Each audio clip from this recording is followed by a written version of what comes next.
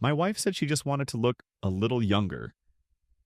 A year later, I was raising our kids alone, and she didn't even look like herself anymore. Not just on the outside, she was gone completely. I was married for 12 years. We had 2 kids, a decent house, no big drama. Nothing fancy, but stable. My wife used to laugh a lot. We had our routines: coffee in the morning, helping kids with homework in the evenings, watching a movie before bed. Nothing about our life was wild or exciting, but it was ours, and for a long time, that was enough. I don't remember exactly when she started saying things like, I look tired, or maybe I need a little something to freshen up. It probably started with her new coworker, a girl in her mid-20s, always done up like an Instagram model. I never cared about stuff like that, but my wife noticed every detail. The compliments she used to get started going to the younger ones. That's when it changed. At first, it was just a new skincare routine. Then gym. Then diet. I figured it was just part of aging. I supported it. I told her she looked great. I meant it. But it didn't stop there. One day she mentioned fillers, and I didn't even know what those were. She said it like it was just another step, like getting a haircut. I didn't argue. I figured it was her body, her money, but I didn't realize how fast it would spiral. It wasn't just once. It became a pattern: lips, cheeks, forehead, chin. She'd disappear for a few hours on a Saturday and come back with her face slightly different. I started to notice her hiding receipts. One time, I found a bank charge for $1,300 at a clinic she never mentioned. I brought it up. She said I was overreacting. It got worse. She wouldn't come to bed without caking her face in creams. She started spending more time in the mirror than with our kids. She'd skip family outings if she had a bruise from a recent injection. She started looking tight. That's the only word I can think of. Like she was stretching to stay young, but her smile didn't look like her anymore. We stopped going out. She said she didn't feel presentable unless she'd had her touch-ups. The kids started asking why mom never wanted to be in pictures anymore. They missed her. I missed her too, but it was like she was slipping into some version of herself that had nothing to do with the life we built. Then one weekend, she said she was going for a consultation, just a small session. I didn't ask questions. At that point, I had learned that questions only made her defensive. She came back late that night, and when I saw her, I froze. Her face was swollen. One eyebrow sat higher than the other. Her lips were uneven. Her cheek looked like it had a hard lump under it. She said it was normal, that it would settle, but I could see the panic behind her eyes. She rushed upstairs, locked the bathroom, and stayed there for an hour. When she finally came to bed, I looked at her and felt something shift in me. It wasn't the swelling or the bruises. It was the way she was holding on to this desperate version of herself. The woman I married wouldn't have obsessed over looking like someone else. She would have laughed about aging, cursed at the mirror, and gone back to making dinner. But this woman was a stranger. A scared, tightly wound stranger. I didn't say anything that night. I turned off the lamp, rolled onto my side, and stared at the wall. For the first time since we got married, I didn't feel like reaching out to touch her hand. I just lay there, quiet. And I realized I hadn't felt close to her in months, maybe longer. That was the night I started thinking something was seriously broken. Not just in her, but in us. Something that wasn't going to fix itself with time or with more injections. And deep down, I started wondering how much longer I could keep pretending this was normal. After that night, I tried to convince myself that maybe she'd stop. Maybe the shock of what happened would be a wake-up call. It wasn't. Within a week, she was already researching ways to correct the uneven results. I heard her watching YouTube videos on revision fillers, saw screenshots of different surgeons on her phone.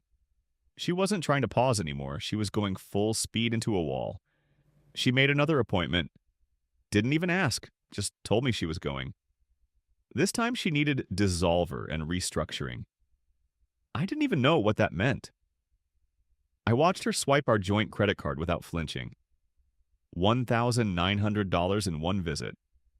The next week it was $600 for something else.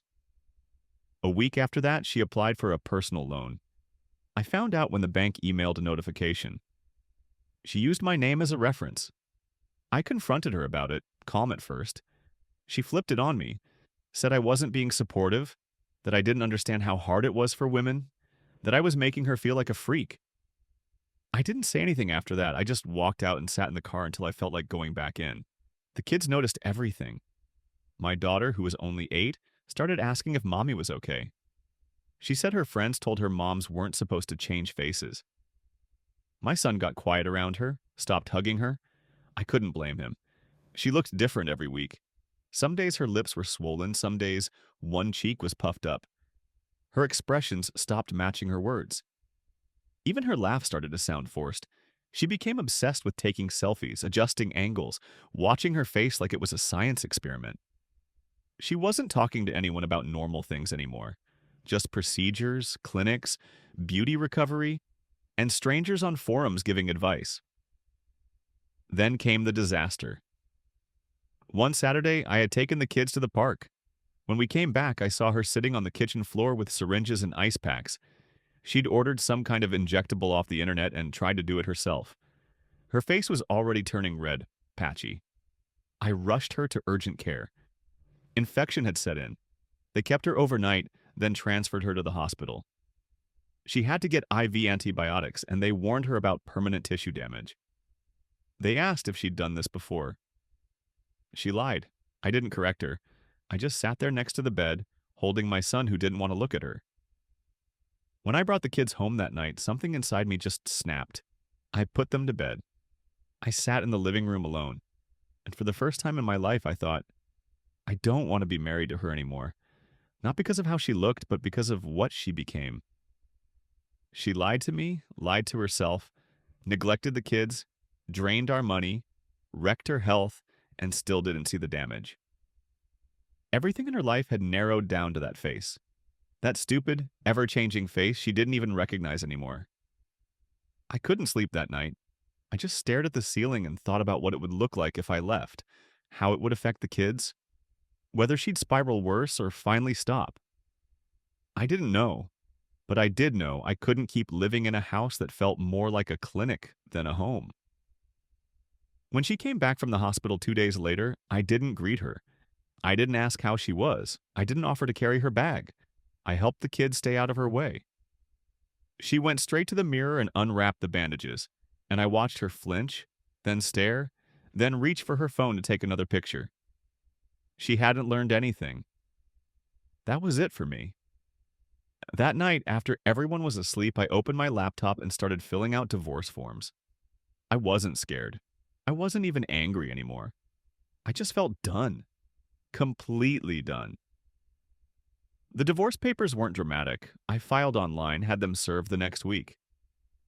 She screamed when she got them, not because she didn't see it coming, but because I had the nerve to actually go through with it. She thought I was bluffing. She thought I'd cave. She thought the kids would be a reason to keep pretending. I didn't argue with her. I didn't give speeches. I didn't sit down to talk it out. I just said the bare minimum and stuck to the plan. I moved into a rental with the kids after the court granted me temporary custody. I had photos, records, receipts, and even some videos of her yelling at the mirror, picking at her face, ignoring the kids when they cried for her attention. It wasn't hard to prove she wasn't stable. Her own medical records helped too. 3 procedures in 6 months, 1 infection, psychiatric notes from the hospital. The judge didn't even hesitate. She tried to paint me as controlling, said I shamed her for aging, said I abandoned her during a vulnerable time. But her bank statements told the real story. She'd drained over $18,000 in less than a year. Most of it went to cosmetic clinics, random online vendors, and 2 sketchy overseas transactions I still don't understand. One of the clinics she used didn't even have a license. After the first hearing, she barely looked at me. She sat with her lawyer, arms crossed, bandages under her scarf, staring at the floor like she was the victim. Like I had done something to her. Meanwhile, our kids were scared of her. My daughter started wetting the bed again. My son asked if his mom was ever coming back normal. Therapy helped, for them mostly. I didn't really talk much during the sessions. I just needed to keep things steady. School, routines, food on the table. One night, my daughter hugged me and said, "I like our house now, it's quiet." That hit me harder than anything else. My ex?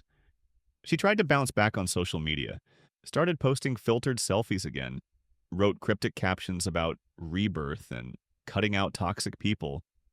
She got comments from strangers saying how brave she was. A few mutual friends reached out to ask what happened. I didn't bother explaining. Anyone who needed to know already knew. She called me a few times. Once to scream, once to cry, once to say she missed the kids. I didn't block her. I just stopped responding. Everything went through the lawyers. I wasn't giving her another window to crawl through. Eventually, she stopped trying. She moved out of state. Said she needed a fresh start. She gave up on joint custody, didn't even fight it.